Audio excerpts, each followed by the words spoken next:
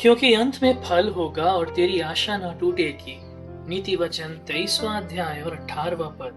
प्रिय मित्र, प्रभु यीशु के सर्व सामर्थी नाम में आपको मेरा नमस्कार। मैं इस पद को पुनः अंग्रेजी में पढ़ूंगा, जहां इस तरह से लिखा है, Surely there's a future and your hope will not be cut off। अंग्रेजी भाषा के अनुवाद से मुझे ये पद कुछ इस तरह से समझ में आता है और इसे मैंने अपनी तरह से अनुवादित इस तरह किया है कि परमेश्वर मुझसे और आपसे कह रहे हैं कि निश्चय तेरे लिए एक भविष्य है और तेरी आशा ना टूटेगी। प्रिय मित्र, आशा और निराशा में बस इतना ही फर्क है जितना रात और दिन या जीवन और मृत्यु में है। निराशा के चलते आज जाने कितने ही लोग अपने जीवन का अंत कर लेते हैं। बाइबल हमें आश्वस्त करती है इस अनिश्चितता के दौर में कि यदि हम प्रभु यीशु के साथ अपना जीवन बिता रहे हैं तो हमारा भविष्य सुरक्षित है। अंग्रेजी में श्योरली शब्द का प्रयोग किया गया है, जिसका अर्थ है कि निसंदेह आपके और मेरे लिए हमारे प्रभु द्वारा एक सुंदर भविष्य का निर्माण किया गया है।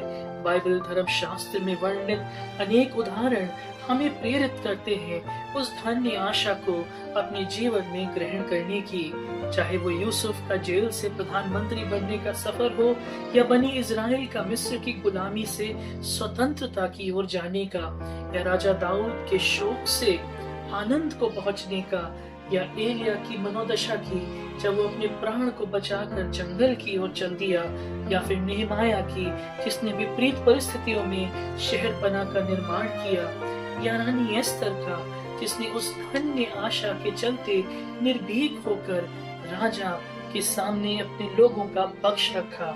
ऐसे अनेक उदाहरण हमें स्मरण दिलाते हैं कि जो परमेश्वर के साथ समर्पण में अपना जीवन बिताते हैं, चाहे परिस्थितियां कैसी भी क्यों ना हो, निश्चय उनके लिए परमेश्वर ने एक सुंदर भविष्य रचा है और उनकी आशा कभी भी टूटने ना पाएगी।